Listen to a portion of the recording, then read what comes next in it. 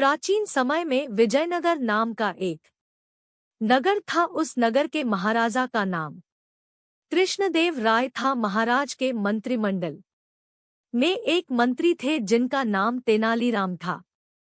तेनालीराम अपने चातुर्य का प्रयोग करके महाराज को हर बार आश्चर्यचकित कर देते थे।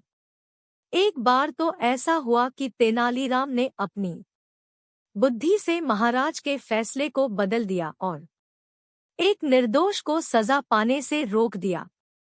एक बार महाराज कृष्णदेव राय को किसी कारणवश कश्मीर राज्य जाना पड़ा। वहां पर महाराज को एक पौधा बहुत पसंद आ गया। उसके सुनहरे फूलों को देखकर महाराज बहुत प्रसन्न हो गए और वह फूल महाराज के मन को भा गए। वहां से आते वक्त महाराज उस फूल का एक पौधा अपने साथ लेकर विजयनगर लौटे।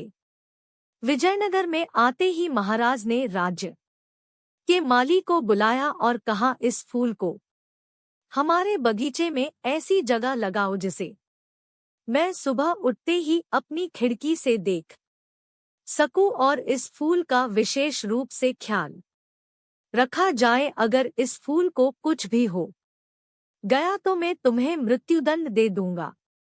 राज्य माली ने महाराज की बात को मानते हुए सुनहरे पौधे को बगीचे में महाराज की खिड़की के सामने लगा दिया, जिससे महाराज सुबह उठते ही उस फूल को देख सके। महाराज सुबह उठते सबसे पहले उस सुनहरे फूल को देखते और उसके बाद ही अपना कार्य बिना देखे तो महाराज राज्यसभा में भी नहीं जाते। यदि महाराज को किसी कारणवश राज्य से बाहर जाना पड़ता तो महाराज उस सुनहरे पौधे को नहीं देख पाने के कारण उनका मन विचलित सा रहता था। एक दिन सुबह जब महाराज ने उस पौधे को अपनी जगह नहीं पाया तो वह गुस्से से आग बबूला हो गए और उस माली को बुलवाया और पूछा, वह सुनहरा पौधा कहाँ गया। माली ने धीरे से जवाब दिया, उस पौधे को कल शाम को मेरी बकरी खा गई। महाराज ने जब यह सुना तो बिना सोचे ही उस माली को मृत्युदंड की सजा सुनाई। जब माली की पत्नी को यह पता लगा तो वहां न्याय की गुहार लेकर राजमहल में पहुंची, किंतु महाराज अत्यधिक क्रोध में होने के कारण उसकी एक भी ना सुनी। जब माली की पत्नी निराश होकर अपने घर को लौट रही थी तभी राजमहल में एक सैनिक ने उसे तेनालीराम से मिलने की सलाह दी। रोते रोते माली की पत्नी तेनालीराम के घर पहुंची और अपने के मृत्युदंड के बारे में बताया। तेनालीराम ने उसे किसी भी तरह से समझा बुझाकर अपने घर भेज दिया। अगले दिन सुबह माली की पत्नी चौराहे पर एक बकरी को डंडे से पीट रही थी। यह वही बकरी थी जिसने वह सुनहरा पौधा खाया था।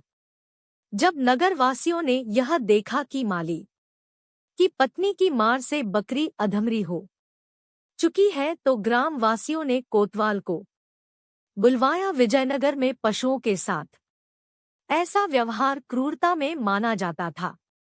ऐसे करते करते यह मामला महाराज के सामने जा पहुंचा।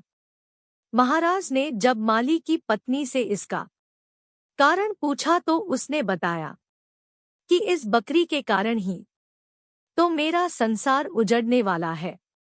मेरे बच्चे अनाथ होने वाले हैं। मैं विधवा होने वाली हूं तो मैं इस बकरी के साथ ऐसा ही व्यवहार करूंगी।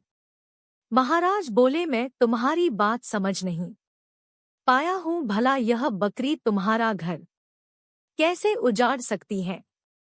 उसने बताया, महाराज यह वही बकरी है जिसने आपका सुनहरा पौधा खाया है, जिसके कारण मेरे पति को मृत्युदंड मिला है। गलती तो इस बकरी की थी लेकिन सजा मेरे पति को मिल रही है। असल में तो सजा इस बकरी को मिलनी चाहिए, इसलिए मैं इस बकरी को डंडे से पीट रही हूं। अब महाराज को पूरी बात समझ में आ गई कि गलती माली की नहीं बल्कि इस बकरी की है, तो माली को सजा नहीं मिली चाहिए। तभी महाराज ने सैनिकों को आदेश देकर माली को आजाद कर दिया और माली की पत्नी को पूछा कि तुम्हारे पास इतनी बुद्धि कहाँ से आई कि तुमने मुझे मेरी गलती का भी एहसास दिला दिया और अपने पति की जान भी बचा ली। माली की पत्नी ने जवाब दिया कि मेरे को रोने के अलावा कुछ सूझ नहीं रहा था, ये सब तो मुझे पंडित तेनालीरामा ने करने को बोला था। महाराज कृष्ण देव राय को एक बार फिर तेनालीराम पर गर्व महसूस हुआ और तेनालीराम को इस बुद्धिमता के कार्य के लिए 50,000 स्वर्ण मुद्राएं उपहार के रूप में दी। पोस्टेड बाय कहानी बस। फ्रेंड्स, आपको ये कहानी कैसी लगी? आप अपने कमेंट्स के द्वारा हमें अवश्य बताएं। कहानी पसंद आने पर लाइक और शेयर करें। ऐसी ही कहानी के लिए हमें सब्सक्राइब कर लें। थैंक्स।